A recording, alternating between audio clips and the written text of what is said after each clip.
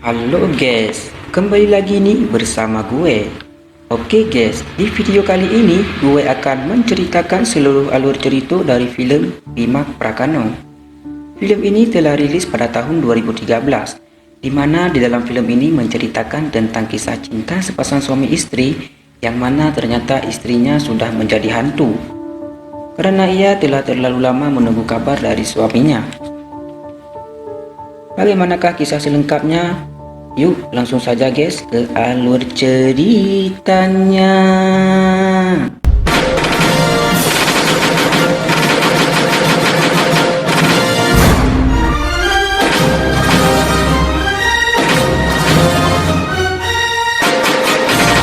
Ini diawali dengan memperlihatkan beberapa prajurit yang sedang beristirahat dalam tenda. Prajurit ini bernama Ter, Sin, A, dan Pua. Ter yang di awal video yang ngedumel tidak jelas langsung dipukul dari belakang oleh si Pua. Tiba-tiba saja ada prajurit yang terluka datang dan dimasukkan ke dalam tenda. Namanya adalah Ma. Dan gobloknya, ternyata si Ma itu tidak terluka sama sekali. Kakinya ternyata cuma terkilir. Lalu diperlihatkan si Pua yang berhasil membakar semangat mereka. Dan akhirnya si Pua pun terjatuh. Singkat cerita, mereka berlima berhasil selamat dari medan pertempuran. Mak pun kemudian mengajak teman-temannya Sin, Pua, dan juga E untuk berkunjung ke rumahnya untuk menemui istrinya di Prakano. Dan setibanya di kampung halaman, suasananya begitu mencekam, sepi dan tak berpenghuni. Ketika Mak masuk ke dalam rumahnya, suasananya begitu sepi. Mak menghampiri selimut goyang untuk melihat bayinya. Tapi ternyata tak ada apa-apa di situ. Dan tiba-tiba dari belakang ada yang menyentuh Mak. Dan ternyata itu adalah Nak, istrinya Mak. Kemudian Mak pun memeluk Nak. Lalu diperkenalkanlah istrinya Mak kepada teman-temannya.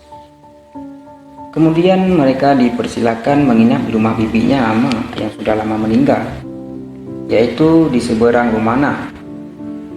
Kemudian pagi pun tiba.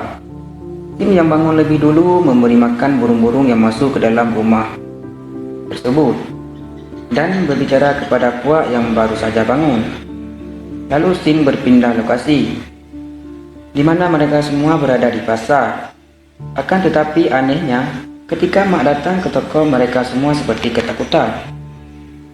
Teman Mak yang bernama Sin pun menyadari bahwa ada yang aneh di tempat ini. Malam harinya, ketika teman-teman Mak sedang berkumpul untuk minum tua, Sin mengalami kejadian yang tidak mengenakan. Akhirnya Sin pun memberanikan dirinya untuk menuju rumah Mak. Ia menaiki tangga rumah Mak dengan hati-hati, agar ia tidak mengalami kejadian seperti yang pernah ia lihat sebelumnya. Tapi Sin pun terjatuh juga. Ia segera pergi ke atas dan sangat terkejut mendapati rumah Mak yang seperti hutan belantara tak terurus. Dan ketika Sin berlari untuk kembali, ia dikagetkan dengan sebuah tangan. Ia pun segera memberitahu kepada teman-temannya bahwa Nak itu adalah hantu. Namun semua tidak percaya dan mengatakan bahwa itu adalah efek Sin karena sedang mabuk. Pagi harinya, ketika Ter sedang menikmati olahraga pantatnya di tengah hutan, ia menemukan sebuah manyet dengan cincin di jarinya. Ia pun berlari dan tanpa sengaja menabrak sarang lebah. Ia ingin memberitahu kepada teman-temannya bahwa Nak itu adalah hantu. Akan tetapi ia tidak bisa karena mulutnya dan wajahnya dipenuhi oleh sengatan lebah yang membuatnya kesulitan dalam berbicara. Kemudian mereka segera pulang dan menyusun rencana untuk memberitahu Mak bahwa Nak adalah hantu. Namun, ketika Sin dan Ter pergi, Pua dan E yang memantau mereka dari seberang didatangi oleh Ping, yaitu anak dari bibi pria.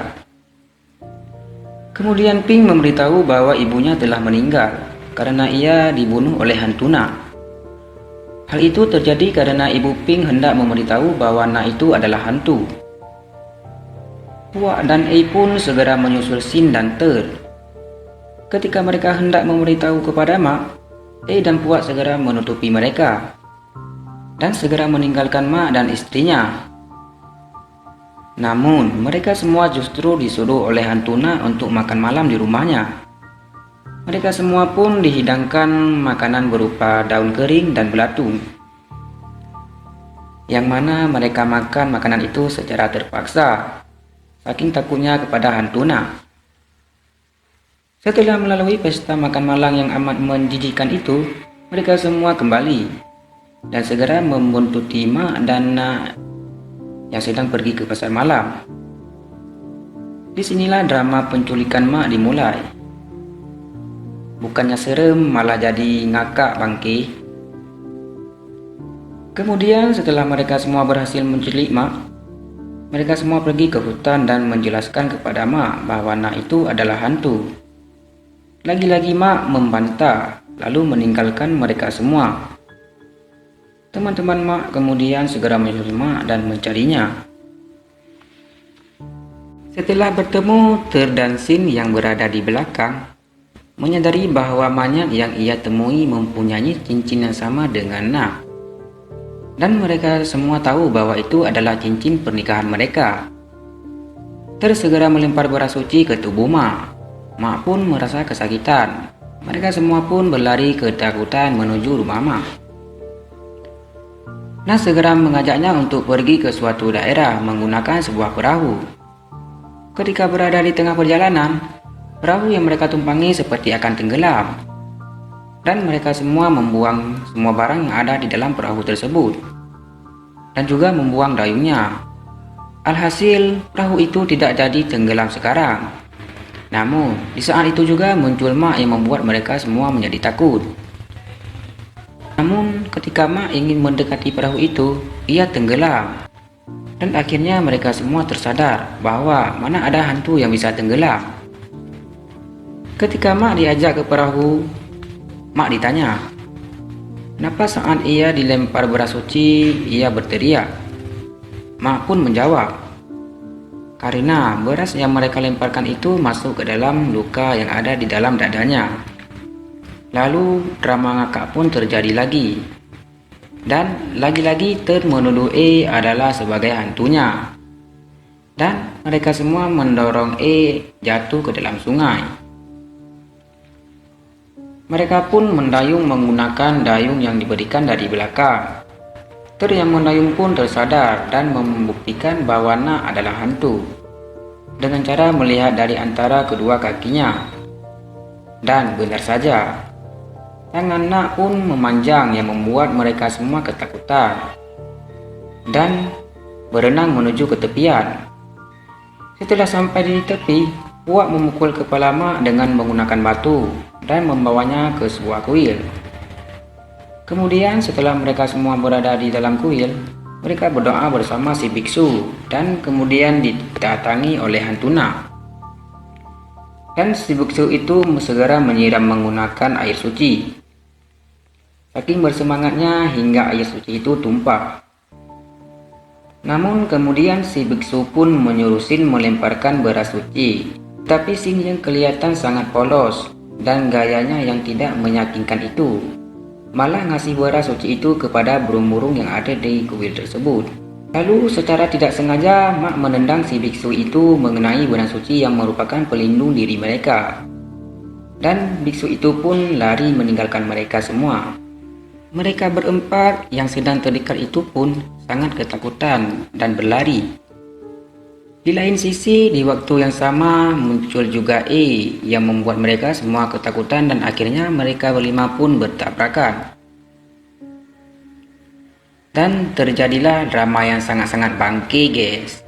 Kemudian, menjelaskan bahwa dirinya bukanlah hantu. Ketika mereka semua sedang berbincang, mereka melupakan sesuatu, bahwa hantu Nak sekarang marah dan mengunci mereka semua.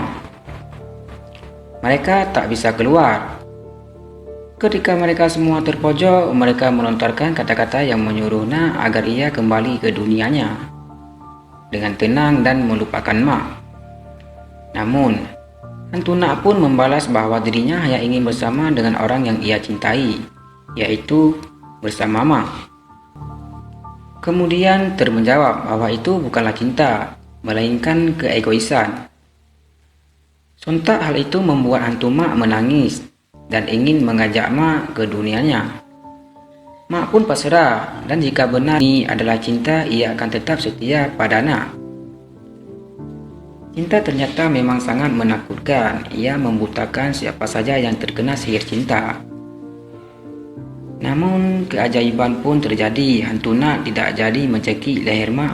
Malahan ia mengusap air mata yang menetes di pipi Mak. Oh, sungguh mengharukan ya guys. Seperti halnya pepatah pun mengatakan, kalau cinta sudah melekat, baik kucing rasanya coklat. Ya, begitulah yang dialami pada kisah cintanya Mak dan Nak. Oke, lanjut guys. Kemudian hantu Nak pun merasa menyesal dan ia menceritakan semua bahwa ia ingin bersama dengan orang yang ia cintai, yaitu dengan si Mak.